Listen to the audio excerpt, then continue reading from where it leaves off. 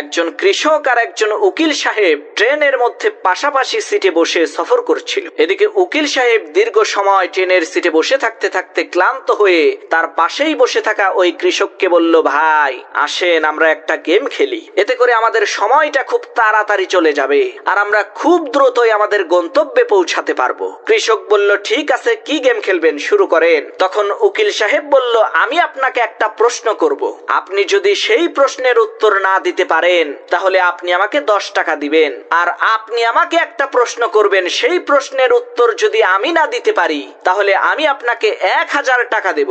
কৃষক বলল, ঠিক আছে, শুরু করেন। উকিল সাহেব প্রথমে প্রশ্ন করলো, ভাই বলেন তো পৃথিবী থেকে চাঁদের দূরত্ব কত?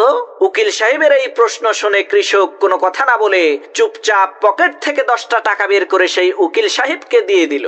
এরপর সেই কৃষক ওই উকিল সাহেবকে প্রশ্ন করলো, ভাই বলেন তো কি এমন জিনিস যেটা 3 পা দিয়ে হেঁটে পাহাড়ের উপরে ওঠে এবং 4 পা দিয়ে হেঁটে পাহাড় থেকে নিচে নামে? কৃষকের এই প্রশ্ন শুনে ওই উকিল সাহেব অনেকক্ষণ চিন্তা ভাবনা করে কোনো কুল কিনারা না পেয়ে বাধ্য হয়ে ওই কৃষককে 1000 টাকা দিয়ে দিল। এরপর ওই কৃষককে জিজ্ঞেস করলো, ভাই এই প্রশ্নের উত্তরটা কি বলেন তো?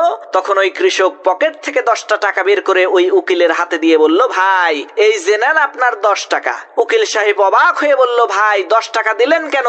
প্রশ্নের উত্তরটা দেন। তখন কৃষক বলল, ভাই উত্তর তো আমি নিজেও জানি না, উত্তর জানি না বলেই তো গেমের নিয়ম অনুযায়ী 10টা টাকা দিলাম। তখন উকিল সাহেব কয়, লও ঠেলা, 980 টাকার বাস খাইলাম।